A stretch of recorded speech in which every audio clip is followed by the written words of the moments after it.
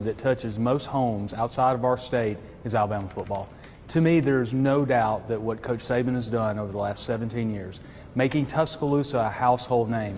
In 15 of the 17 years he was here, Alabama was ranked #1 in those years. Think about that at some point during the season. That's a phenomenal stat. What that also means is that Tuscaloosa was talked about across this nation. I can tell you, as being on the front lines of economic development during that time, having Coach Saban starts a lot of conversations. It's immeasurable what he has been able to do. The university is the sun of our economic solar system here, and he's been a big part of the university's growth. If there were a Mount Rushmore for Tuscaloosa, Coach and Miss Terry would be on it. And one of the things they have done for our community beyond the philanthropy has helped to create a number of jobs. Think him leaving will impact enrollment? No, I don't, and here's why. I think Coach Saban would be disappointed if we said otherwise. He has spent 17 years of his life pouring in countless hours a day for us to be successful. And he expects us, I don't think he thinks, I think he expects all of us to do our jobs and to continue the growth of the university, continue the growth of the city.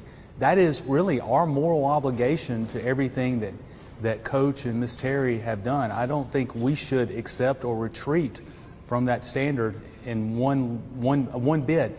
And I can tell you, I don't think anyone at the university believes that either. I think we all are dedicated to living up to the legacy. Were you shocked when he announced his retirement? Absolutely. I was shocked as anyone else.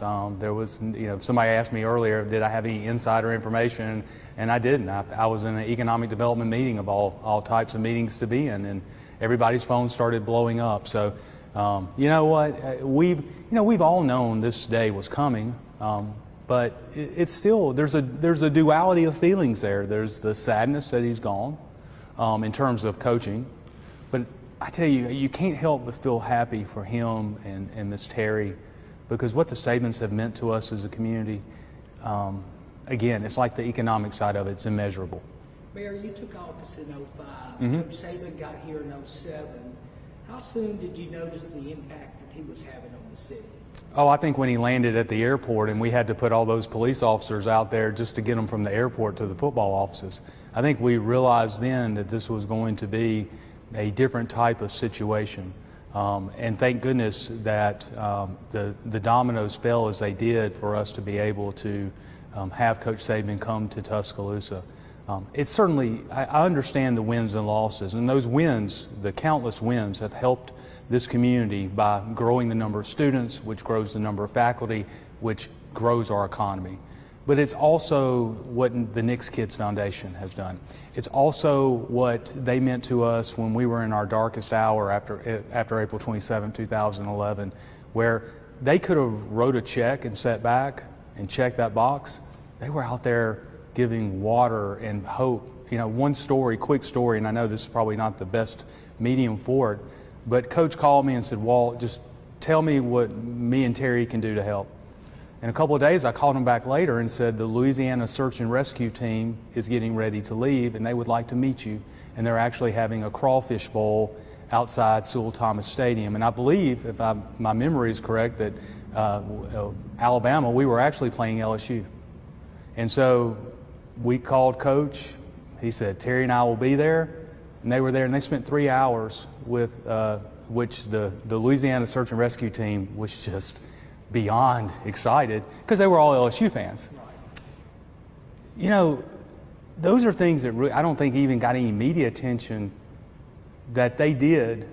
And I can tell you it made all the difference in the world.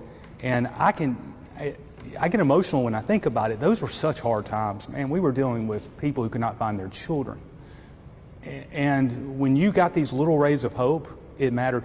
When people who had lost their homes get a hug from Coach Saban and Miss Terry, their whole perspective changes.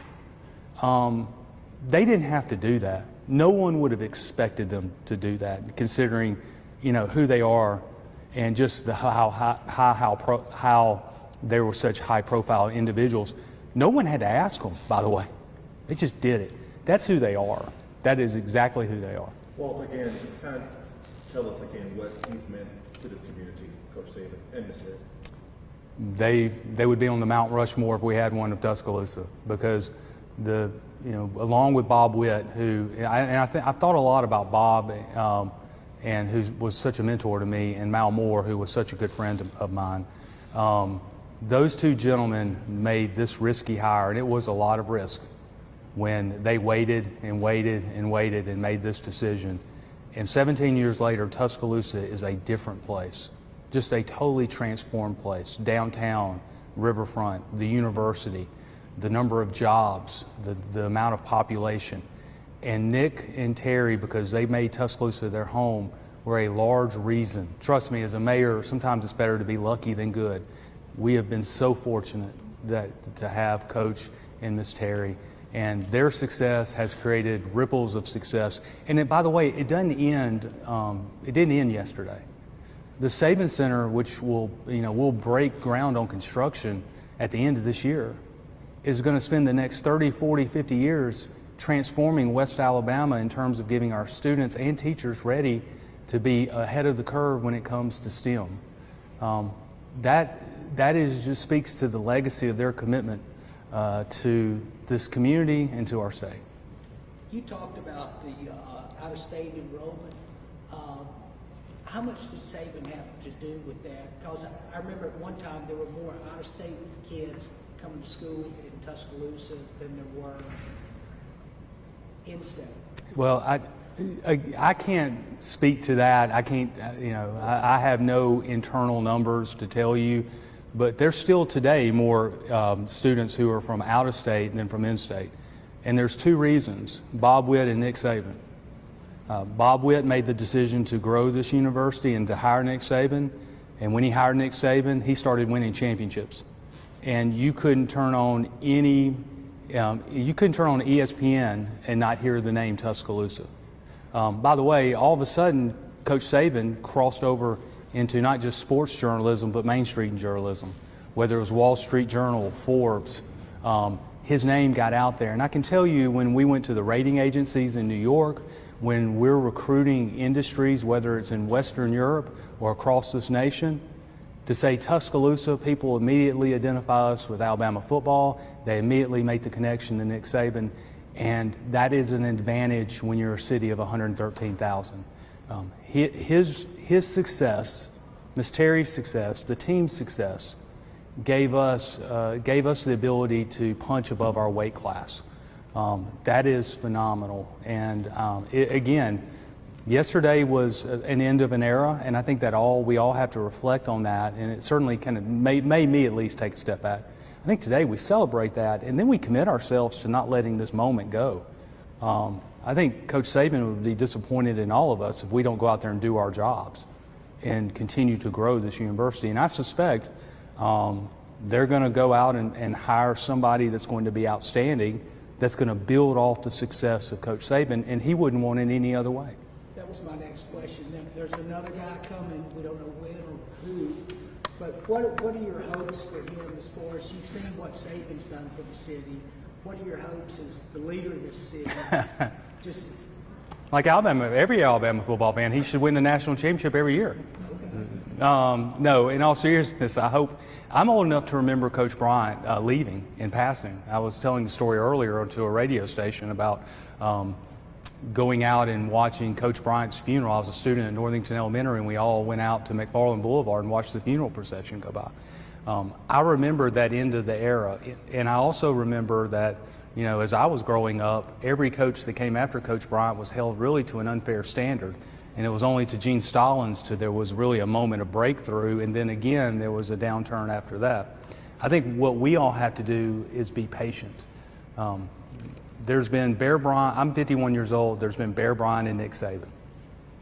Okay, there's not many Bear Bryant and Nick Sabans out there. Is the point I'm trying to make.